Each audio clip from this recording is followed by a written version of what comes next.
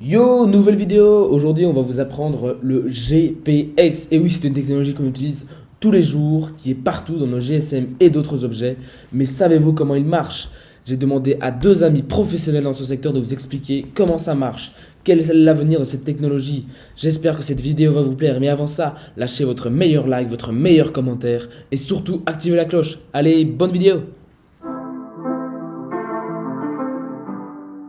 Donc le GPS est bien connu que ce soit un peu partout, surtout dans les voitures. Mais qu'est-ce que je sais vraiment un GPS? Donc le GPS, c'est les initiales de trois mots. Le G pour global, le P pour positioning et le S pour système. À travers cette petite vidéo, on va traverser différents points. Qu'est-ce que c'est un GPS? Comment fonctionne un GPS? Qui l'utilise? Quel métier l'utilise? Bref, plein de choses pour tout savoir sur le GPS. Alors, tout d'abord, je vais vous parler de la cartographie. Le rapport avec le GPS, c'est qu'un GPS n'est en fait qu'une carte, mais numérique. Donc alors, la cartographie serait apparue en Antiquité, en Grèce. Vous pouvez voir le drapeau grec. Et la première carte qui aurait existé serait la carte de Ptolémée, que vous voyez en bas à droite. Donc Ptolémée, c'est un grec, du coup, qui, pour faire cette carte, s'est basé sur le travail de trois autres personnes, qui ne sont que Thalès de Milet, Aristote et Ératosthène. Alors ensuite, en août 1826, c'est quand même un gros tournant pour la cartographie, car l'ingénieur français Nicéphore Niepce réalise la première photographie. Donc ça veut dire que maintenant, on n'a plus besoin de dessiner les cartes, parce qu'on peut en faire des images. Donc c'est quand même une grosse avancée. Ensuite, vers la fin du XXe siècle, c'est l'apparition des ordinateurs, enfin des premiers ordinateurs, et ils sont déjà assez puissants que pour pouvoir imprimer les cartes. Donc, ça permet que les cartes soient déjà de A beaucoup plus précises et de 2, bon, on peut les imprimer directement, on n'a plus besoin de les dessiner ou quoi que ce soit. Alors sur ce, on va se demander quelles sont les composantes d'un GPS. Alors, il faut savoir que dans un récepteur GPS de base, on retrouve un DSP. Donc, DSP, ça veut dire Digital Signal Processor. Désolé pour mon accent. Donc, en français, ça veut dire processeur de signal numérique. Donc, en fait, un DSP, c'est un microprocesseur qui a été optimisé afin de pouvoir faire tourner des applications de traitement le plus rapidement possible. On en retrouve dans tous les appareils qui ressemblent à un ordinateur, du style des smartphones, des appareils multimédia, etc. Tout à l'heure, je parlais d'un microprocesseur. Donc, qu'est-ce que c'est? Alors, en fait, un microprocesseur, c'est, comme vous l'aviez dit en classe, c'est un peu le cerveau de l'ordinateur. Donc, c'est celui qui va décoder les informations, les traiter et qui va donner des ordres, enfin des instructions. Mais sauf que, vu que c'est un microprocesseur, c'est un processeur miniaturisé afin d'être coupé dans un seul petit boîtier. Et alors, toutes ces composantes sont reliées entre elles par un oscillateur à quartz que vous pouvez voir à gauche de l'écran. Alors, pourquoi est-ce qu'on utilise du quartz? Alors, en fait, car une de ses caractéristiques est très intéressante, car lorsqu'il est stimulé électriquement, il permet de garder une fréquence la même tout le temps. Donc, maintenant, on va un peu expliquer comment fonctionne un GPS. Donc, il faut savoir qu'un GPS est vraiment contrôlé par le GNSS. Qu'est-ce que c'est le GNSS? Comme pour GPS, c'est des initiales, qui veut dire Global Navigation Satellite System. Donc, en fait, c'est un système de positionnement qui est basé sur des signaux émis par des satellites en orbite autour de la Terre. Donc, vous avez demandé à quoi ça sert en fait ceci? En fait, ça sert à fournir à un récepteur sa position, sa vitesse de déplacement et l'heure à laquelle le satellite est. Et c'est assez fort précis parce que au niveau positionnement, on peut être à peu près 10 mètres, ce qui est vraiment très très bien. Donc en fait, il existe trois segments. Donc il existe le segment spatial, le contrôle et l'utilisateur. L'utilisateur, c'est assez simple. C'est toutes les personnes qui utilisent le GPS, que ce soit les rouleurs, enfin les pilotes d'avion, pardon, les personnes qui roulent en voiture, un peu, beaucoup de monde, on en reviendra par la suite. Le contrôle, c'est ce qui permet de vraiment prendre en charge tous les satellites qui tournent autour de la Terre.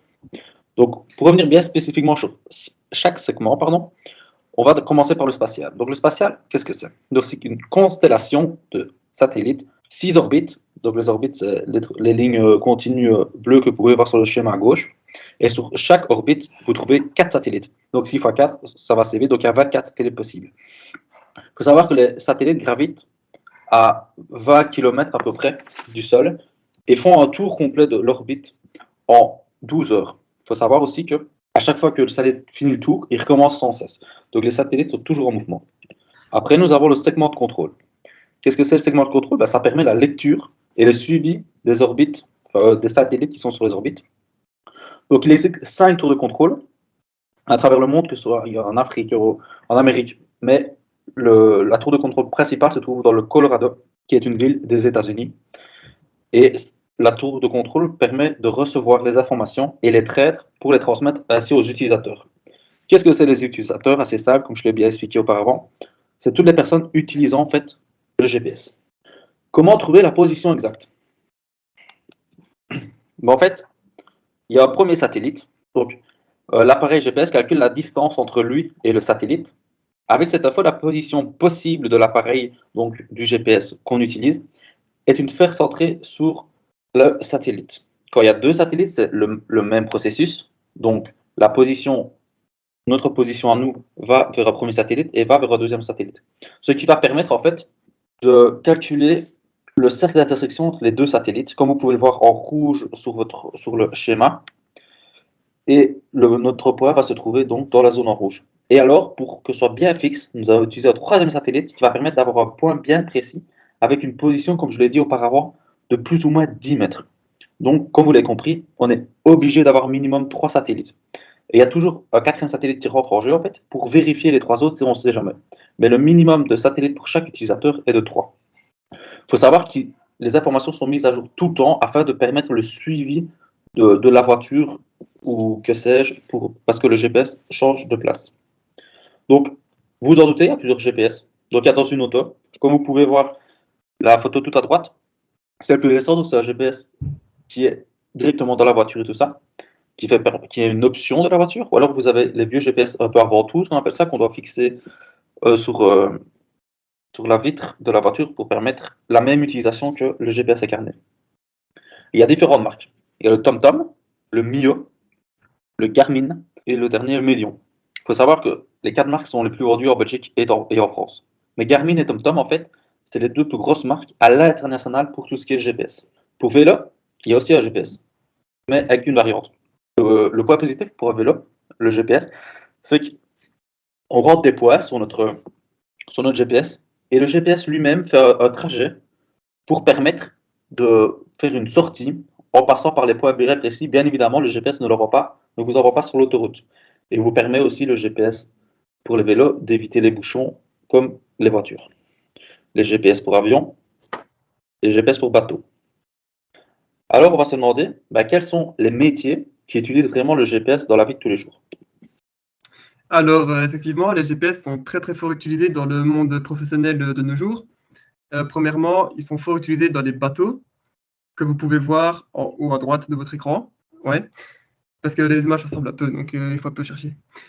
Oui, effectivement, c'est très important pour chaque capitaine d'avoir un GPS sur lui, afin de savoir sa position exacte dans l'eau, sa vitesse et évidemment son cap pour qu'il arrive à bon port.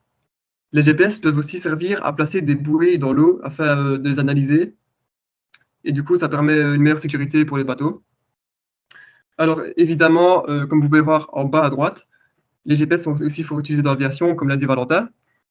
C'est hyper important de savoir la position exacte de l'avion, donc sa latitude, longitude, sa hauteur, tout ça. Et c'est super important pour la sécurité. Tout court. C'est aussi fort utilisé par les agriculteurs, comme on peut voir en bas à gauche, car le GPS est placé dans un tracteur. En haut à gauche, je me suis trompé. C'est dans un tracteur, comme on voit. Alors, ça aide les agriculteurs à avoir des échantillons du terrain. Et ça peut aussi guider les tracteurs tout seul. Enfin, pour les tracteurs les plus récents. Et évidemment, ça peut aussi guider l'agriculteur lorsque les temps sont médiocres et que la visibilité n'est pas au top. C'est aussi très très fort utilisé par tous les conducteurs automobiles, pour, comme on voit en bas à gauche, où les GPS les plus performants peuvent nous éviter des embouteillages ou des trucs comme ça, ce qui est très intéressant. Les GPS sont aussi fort utilisés par les secours. Par exemple, lors des catastrophes naturelles, ça aide les secours à savoir où est-ce qu'il y a des personnes en danger et quels sont les dégâts. Et c'est aussi fort utilisé pour les réseaux ferroviaires, de savoir quel train se trouve où et quel train circule quand et tout ça. et ça diminue fortement le nombre d'accidents qu'il y a sur les rails, et ça augmente donc fortement la sécurité. Donc pour résumer, tout le monde a besoin de GPS, que ce soit pilote d'avion, un navigateur, un agriculteur ou les personnes lambda qui utilisent des voitures. Donc sur ce, nous vous remercions de nous avoir écoutés. Et voilà, j'espère que cette vidéo vous a plu. Maintenant, vous en savez de plus en plus sur le GPS. J'espère que cette technologie vous plaît. Si cette vidéo vous a plu, n'hésitez pas à lâcher votre meilleur like, votre meilleur commentaire et activer la cloche. Ça fait toujours plaisir. Et surtout, profitez de vous. Et allez, ciao ciao! Profitez de vous, profitez de vous, profitez de vous, profitez de vous, profitez de vous, profitez de vous, profitez de vous, profitez de vous.